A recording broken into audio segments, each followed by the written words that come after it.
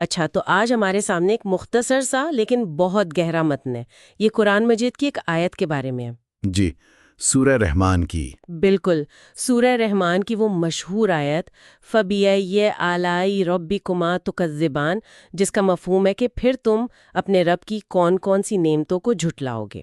ہاں، اور یہ متن جو ہے یہ ہمیں ایک طرح سے دعوت دیتا ہے کہ ہم ذرا رک کر سوچیں کہ اللہ نے ہمیں جو اتنی ساری نعمتیں دی ہیں ہم ان کو دیکھتے کیسے ہیں۔ صحیح، تو آئیے ذرا اس پر بات کرتے ہیں، دیکھتے ہیں یہ متن کیا کہتا ہے۔ بالکل، یہ آیت خود میں ہی ایک بڑا سوال ہے اور متن اسی سوال کو لے کر آگے بڑھتا ہے، کچھ مثالیں دیتا ہے روزمرہ کی زندگی سے، جیسے بارش کا ہونا، یہ جو تازہ ہوا ہے جس میں ہم سانس لیتے ہیں۔ اچھا ہاں، اور صرف یہی نہیں، متن میں ذکر ہے سانس لینے کی اپنی صلاحیت کا، دل جو ہر وقت دھڑک رہا ہے۔ جی، اور ہمارے آس پاس جو لوگ ہیں پیار کرنے والے، متن کہتا ہے کہ یہ وہ چیزیں ہیں جنہیں ہم اکثر فار گرانٹیڈ لے لیتے ہیں۔ بالکل، یعنی اتنا یقینی سمجھتے ہیں ان کا ہونا کہ ان کی قدر شاید نہیں کرتے۔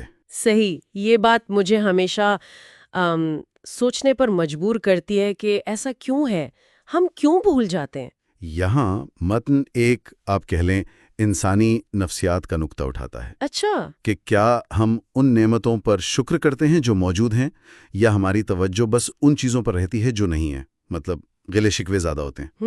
متن کا اشارہ اسی طرف ہے کہ یہ شاید انسانی فطرت کا حصہ ہے کہ جو چیز آسانی سے مل رہی ہو وہ نظر میں نہیں آتی، ہم عادی ہو جاتے ہیں۔ شاید اسی لیے جیسا کہ متن میں بھی آیا ہے کہ یہ آیت سورہ رحمان میں اتنی بار دہرائی گئی ہے۔ جی، بار بار ایک ہی سوال بار بار، اس تکرار میں کیا حکمت ہے؟ متن کیا کہتا ہے اس بارے میں؟ دیکھیں، متن یہ واضح کرتا ہے کہ یہ صرف الفاظ کا دہرانا نہیں ہے۔ صحیح، یہ اصل میں ایک مسلسل یاد دہانی ہے، ایک طرح سے جھنجھوڑنا ہے۔ اچھا، جھنجھوڑنا۔ جی، تاکہ انسان غفلت میں نہ پڑ جائے، بھول نہ جائے۔ روزمرہ کی زندگی میں، کام کاج میں ہم اکثر ان ان گنت نعمتوں کو بھول جاتے ہیں جو ہر طرف ہیں۔ صحیح بات ہے۔ تو متن کہتا ہے کہ یہ تکرار جو ہے یہ ہمیں بیدار رکھنے کی، جگائے رکھنے کی ایک کوشش ہے تاکہ ہم پہچانیں اور قدر کریں۔ تو یہ صرف یاد دہانی نہیں بلکہ ایک طرح سے شعور کو زندہ رکھنے کا عمل ہے تاکہ ہم شکر گزاری کی حالت میں رہیں۔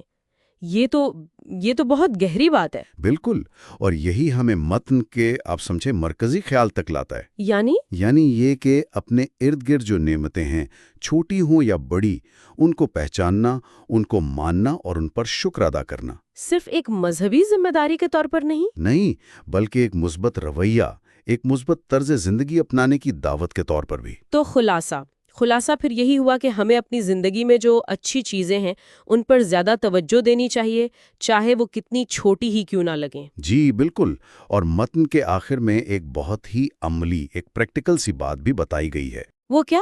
کہ کسی بھی ایک نعمت کو سوچیں، یاد کریں، چاہے وہ کتنی ہی معمولی کیوں نہ ہو۔